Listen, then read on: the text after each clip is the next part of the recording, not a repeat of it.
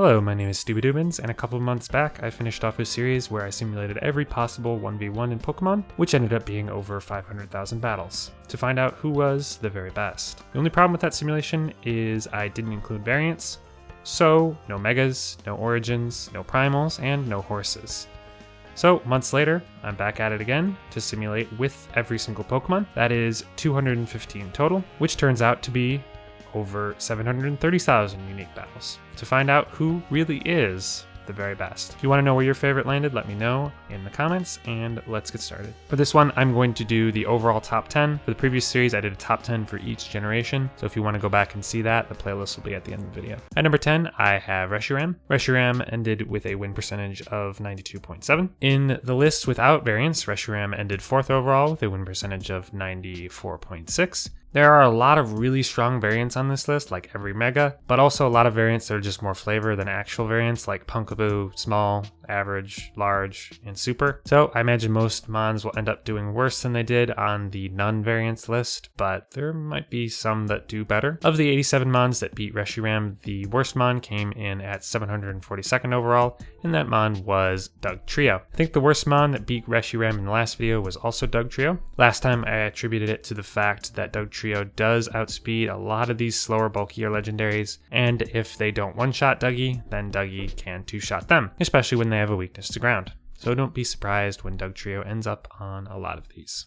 At number 9, I have Mega Rayquaza, who ended with a win percentage of 93.3. If maybe the most broken Mon of all time comes in at number 9 overall, you know it's probably going to be a good list. Fun fact about Mega Raymond: in competitive singles, Mega Rayquaza was the first Mon that was banned from the highest tier of Pokemon, the Ubers tier, which required them to make a tier called Anything Goes, in which, as the title suggests, anything goes, even Mega Rayquaza. Now, why is it maybe the best Pokemon of all time, but merely just top 10 here? A couple reasons, mainly due to how I simulate. One is I don't implement abilities, so the 4 times ice weakness Mega Ray has is only 2 times normally. And 2, I don't implement items, and a lot of the Mons that you're going to see on this list are not able to use items by design. So in game, that gives Mega Raymond an advantage. And 3, Mega Ray has Dragon Dance and really get covered moves, which are also not implemented here. That was probably more words than were needed for Mega Raymond, but this is probably going to be a long one. Of the 91 Mons that beat Mega Rayquaza, the worst was ranked 625th overall, and that Mon was Carbink. At number 8, I have Mega Garchomp, who finished with a win percentage of 93.5. Regular Garchomp, for reference, ended 26th overall with a win percentage of 89. It's funny because I think Mega Garchomp is generally considered to be worse than regular Garchomp because of its loss of 10 base speed when it Mega evolves. I've talked about this before, but Garchomp hitting 102 base speed is very important because a lot of Mons land at the 100 base speed tier, and it easily outspeeds all of those. Of the 78 Mons that beat Megachomp, the worst was ranked 882nd, and it was Vanillish. At number 7, I have Dialga, who finished with a win percentage of 93.6. In the list without variants, Dialga had a win percentage of 95.4 and was first overall. Dialga originally did very well because of its S tier typing and insane bulk while having a 150 attacking stat. Well, 150 is good for regional variant Pokemon, but not great. For example, the 2 that just beat it, Mega Ray and Megachomp, both have 180 and 170 attacking stats, respectively. Of the 76 Pokemon that beat Dialga, the worst one to do it was ranked 742nd overall, and that was Dugtrio. Remember, I said Dugtrio will be back. He will always be back. At number 6, I have Palkia, who finished with a win percentage of 93.9. It's funny because in the previous list, Palkia actually ranked number 2, right behind Dialga. And with variants, Palkia jumps up 1 spot. I see Palkia and Dialga as very similar Mons. Both have S tier typings in Water Dragon and Steel Dragon respectively, and both have really great bulk and great attacking stats to boot. I think the main issue with both of these is the game kind of passed them by.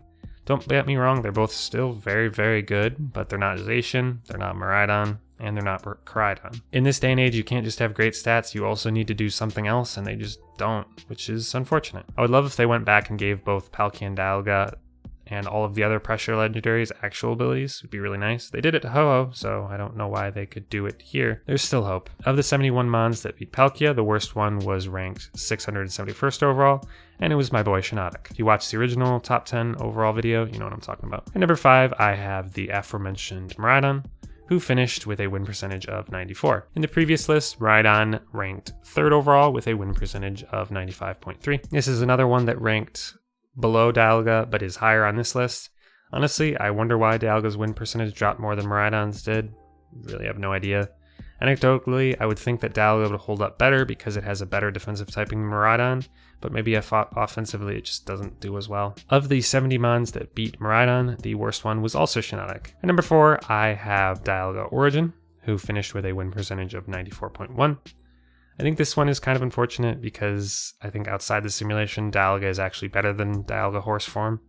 But the simulation doesn't implement items, so Dialga Origin just doesn't have any drawback. For the horse, they really only shifted around 20 stat points from attack to special defense, and being able to use an item, I would argue, is way more valuable than 20 stat points in special defense. I think maybe Game Freak wanted to shy away from having a primal Groudon and Kyogre situation, but I think it turned out that they just made 2 alternative forms that really didn't need to exist. Of the 68 mons that beat Dialga Origin, the worst one was Dugtrio. At number 3, I have Palkia Origin, who finished with a win percentage of 96. Now this horse, I would argue, is actually better than the original because they shifted 20 attack into speed rather than special defense. Being able to outspeed most threats with 120 base speed, I would argue, is worth giving up an item for. Though you could just run in Charizard Scarf, so I don't know, maybe I'm wrong. Like I said previously though, I think the horses are just a little undercooked.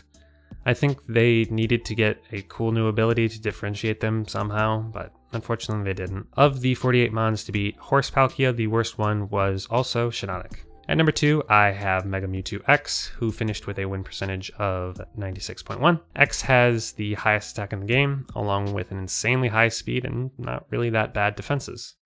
It also has the fighting type, which means dark types no longer beat it.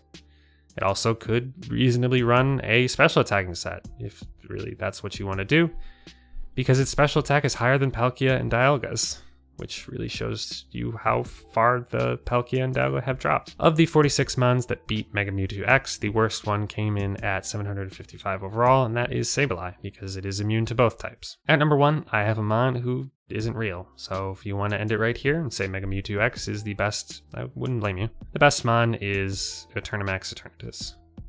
This thing has comically large stats and not the worst typing.